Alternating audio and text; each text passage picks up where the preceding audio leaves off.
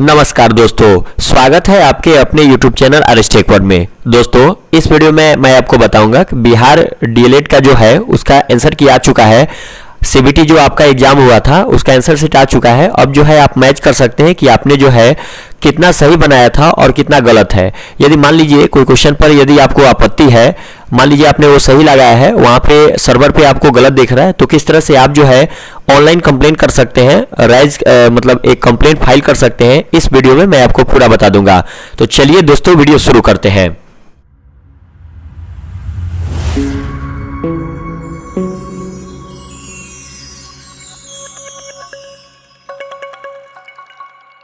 मैंने डिस्क्रिप्शन में एक लिंक दिया हुआ है, जैसे ही आप उस लिंक पे क्लिक कीजिएगा आपके सामने जो है कुछ इस तरह का इंटरफेस खुल के आएगा। आपको जो है सबसे पहले आपको अपना आंसर की देखना है, तो उसमें जो है आपको लॉगिन करना होगा।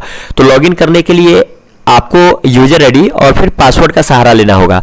तो यूजर आईडी जो है आप जो एग्जाम दिए थे, जो आपको रोल नंबर मिला था, यूजर आईडी में अपना रोल नंबर डालिएगा और पासवर्ड जो होगा आपका डेट ऑफ बर्थ होता है। देखिए यहाँ पर नीचे लिखा भी है, enter roll number as user ID and date of birth as password. मतलब आपको रोल नंबर को यूजर आईडी के लिए उपयोग करना है और पासवर्ड जो है आपका डेट ऑफ बर्थ है। जैसे आपका जितना रोल नंबर है उसको आप यूजर में टाइप कर दीजिएगा और आपका जो मतलब मान लीजिए आपका जन्म तिथि 12/3/2000 है, तो 12 और 03 उसके बाद 2000 एक ही साथ में टाइप कर दीजिएगा, तो वो आपका पासवर्ड हो जाएगा। जो जन्म तिथि है वो DDMMYYYY के फॉर्मेट में होना चाहिए। तो मैं जो है यहाँ पे एक आदमी का यूजर आईडी और उनका जो पासवर्ड है उसको टाइप करके लॉगिन पे क्लिक करता हूं। देखिए दोस्तों, ये सर्वर पर जो है अभी लोड है, जिसके कारण से ये थोड़ा सा समय लेगा खुलने में। तो आप घबराइएगा नहीं, आप सुबह के समय ट्राई कीजिएगा या फिर कोशिश करते रहिएगा, ये खुलता है। देखिए दोस्तों, जैसे ही आप अपना रोल नंबर और फिर डेट ऑफ बर्थ को पासवर्ड के रूप में टाइप करने के बाद लॉगिन पे क्लिक कीजिएगा, आपके सामने कुछ इस तरह का इंटरफेस खुलेगा। इस तरह का इंटरफेस खुलने में थोड़ा सा समय लग सकता है, तो आपको घबराना नहीं है। और फिर यदि आप अपना मोबाइल से इसको खोल रहे हैं, तो अगर इस तरह का पेज नहीं खुल रहा है तो आप गूगल क्रोम ब्राउजर के यहाँ पर जो 3 डॉट दिया है इस पर क्लिक करके रिक्वेस्ट डेस्कटॉप साइट लिखा रहता है, उसको ऑन कर दीजिएगा। तो जिस तरह का मेरा पेज खुला हुआ है वैसे ही पेज आपका भी खुलेगा। फिर यहाँ पे नीचे प्रोसीड दिया हो, इस पर आप क्लिक कीजिएगा। इससे पहले मैं आपको बता दूं, मान लीजिए कि आपको किसी क्वेश्चन पे ऑब्जेक्शन करना है, तो यहाँ पे राइज ऑप्शन में क्लिक कर सकते हैं ऊपर ही, या फिर मान लीजिए आपने जितने क्वेश्चन पर ऑब्जेक्शन कर दिया सबका ऑब्जेक्शन समरी में आपको दिखेगा। फिलहाल जो है आपको अपना देखना है कि आपने कौन सा आंसर दिया है, उसका करेक्ट आंसर कौन है, आपका जो है कितना सही है, इस सबको देखना है। तो नीचे जो प्रोसीड दिया हुआ है इस पर आप क्लिक कीजिएगा। देखिए दोस्तों, जैसे ही आप वहां पे क्लिक कीजिएगा, आपने जो भी क्वेश्चन बनाया था सारे क्वेश्चन यहाँ पे खुल करके आते हैं और आपको जो है यहाँ पे मैच करना है, काउंट करना है कि आपने जो है मतलब किस किस प्रश्न का उत्तर सही दिया है। तो इसको मैच करने के लिए देखिए यहाँ पे क्वेश्चन दिया हुआ है 1 नंबर, और 1 नंबर का सबसे फर्स्ट में यहाँ पे लिखा हुआ है रिस्पॉन्स, मतलब आपने जो आंसर दिया है वो रिस्पॉन्स पे शो करेगा। और इसका जो करेक्ट आंसर है यहाँ पर जो मतलब बोर्ड के द्वारा इसका करेक्ट आंसर निर्धारित किया गया है, जो करेक्ट आंसर है वो यहाँ पे शो करेगा। और मान लीजिए कि आपने रिस्पॉन्स दिया है ए और इसके बगल में भी ए दिख रहा है, मतलब कहने का मतलब इसका करेक्ट ऑप्शन ए है और आपने भी रिस्पॉन्स में ए दिया है, मतलब आपका जो है 1 नंबर काउंट कर लिया जाएगा। आपका दोनों सही हो, मतलब आपका जो है ये सही हो गया।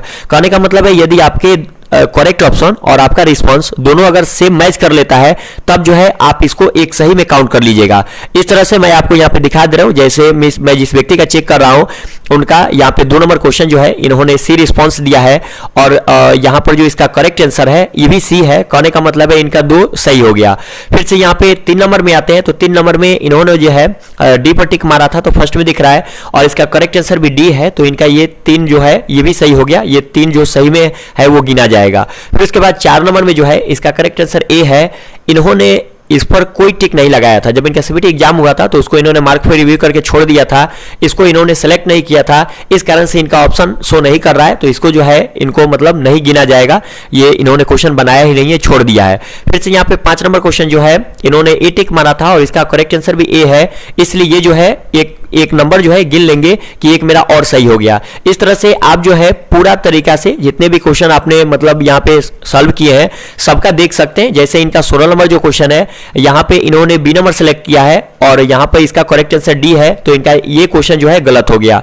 फिर इसका अगला 17 नंबर जो है ये दोनों डी है, इसका मतलब इन्होंने डी चुना है और इसका आंसर भी डी है। इस तरह से आप जो है मैच कर सकते हैं। यदि आपका दोनों में सेम रहता है तो समझ जाइएगा कि वो क्वेश्चन आपका सही है। इस तरह से आप टोटल काउंट कर सकते हैं कि आपका जो है कितना सही है और कितना गलत है। देखिए दोस्तों, मैं आपको इस वीडियो में बता दे रहा हूं, मान लीजिए आप कोई प्रश्न यहां पे देख पा रहे हैं और उस प्रश्न का आंसर जो है, जैसे मान लीजिए देखिए दोस्तों, जैसे मान लीजिए कि 7 नंबर क्वेश्चन है एक तरह से मान लीजिए, और यहां पे मान लीजिए इन्होंने बी सेलेक्ट किया है और इसमें जो है करेक्ट ऑप्शन डी दिया हुआ है, लेकिन आपको पूरा कंफर्म है कि नहीं, इसका जो आंसर है वो बी ही होगा। यहां पर जो सर्वर पर लोड किया गया है ये गलत लोड कर दिया गया है, इस पर आपको ऑब्जेक्शन करना है। तो इसके बगल में दिया हुआ है रेज या व्यू ऑब्जेक्शन, इस पर आप क्लिक कीजिएगा। इस पर क्लिक कीजिएगा तो क्लिक करने के बाद थोड़ा देर वेट कीजिएगा, ये सर्वर पर थोड़ा लोड रहता है जिसके कारण से ये धीरे से खुलता है। देखिए दोस्तों, जैसे ही मैंने रेज या व्यू ऑब्जेक्शन पे क्लिक किया, आपको मैंने बता दिया कि आप जो है किस तरह से ये कीजिएगा। मान लीजिए कि मैंने आपको बताया ही है कि अगर आपने बी नंबर ऑप्शन को टिक किया है और उसमें शो कर रहा है कि नहीं इसका डी नंबर करेक्ट आंसर है और आपको पूरा पता है कि ना इसका बी ही आंसर होगा, उस स्थिति में आप ऑब्जेक्शन कर सकते हैं। तो ऑब्जेक्शन करने के लिए आपको ऑब्जेक्शन टाइप यहाँ पे सेलेक्ट करना होगा। ऑब्जेक्शन टाइप में यदि प्रश्न ही गलत है तो ये वाला सेलेक्ट कीजिएगा। प्रश्न के सारे उत्तर या फिर विकल्प गलत है, उसका जो मतलब दिया हुआ है उसका ऑप्शन, अगर सारे ऑप्शंस गलत है तो सेकंड नंबर सेलेक्ट कीजिएगा। प्रश्न के एक से अधिक उत्तर जो है विकल्प सही है, यदि एक ही सेलेक्ट करना रहता है, एक से ज्यादा सही रहता है तो ये सेलेक्ट कीजिएगा।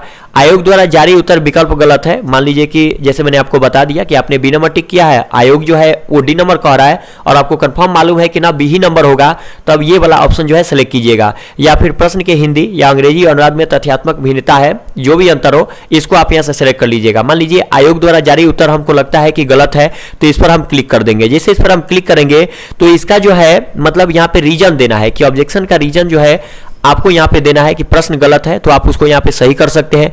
यदि आप किसी किताब में देखे हुए हैं जो लिखा हुआ है उस तरह का, तो यहाँ से आप उसके संबंध में डॉक्यूमेंट को चूज कर सकते हैं, वो पीडीएफ में होना चाहिए या फिर जेपीजी में होना चाहिए, 1 MB के अंदर जो है आप सिलेक्ट कर सकते हैं।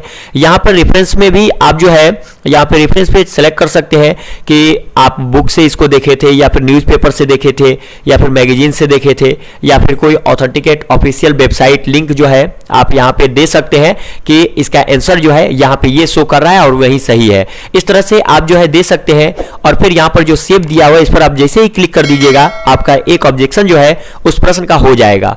फिर उसके बाद जो है यदि और मतलब सवाल पर यदि आप ऑब्जेक्शन देना चाहते हैं तो फिर इसके बगल में रेज या फिर व्यू ऑब्जेक्शन दिया उस पर आप क्लिक कीजिएगा और जैसे मैंने आपको बता दिया वैसे ही आप जो है ऑब्जेक्शन कर सकते हैं।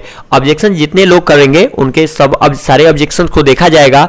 यदि सच में आपका ऑब्जेक्शन सही लगता है तो उस पर सबको जो है मतलब प्लस मार्क्स दे दिया जाएगा। तो दोस्तों, इस वीडियो में मैंने आपको बता दिया कि आप जो है किस तरह से लॉगिन करके डीएलएड का जो आंसर की जारी हुआ है उसको आप जो है मिला सकते हैं। यदि कोई ऑप्शन विभाग द्वारा दिया गया ऑप्शन यदि गलत लगता है तो इस पर किस तरह से मतलब आप कंप्लेन कर सकते हैं। दोस्तों, इस चैनल पे आप यदि नए हैं और आपने अभी तक इस चैनल को सब्सक्राइब नहीं किया है तो चैनल को जरूर से जरूर सब्सक्राइब कर लीजिए, क्योंकि डीएलएड का मैं जो है आपको एडमिशन तक पूरा साथ दूंगा। काउंसलिंग से लेकर के आप जब तक एडमिशन आपका नहीं हो जाता है तब तक उसके संबंध में परफेक्ट जानकारी आपको इस चैनल के माध्यम से मिलता रहेगा। ये वीडियो यदि आपको अच्छा लगा तो वीडियो को लाइक जरूर कर दें। धन्यवाद।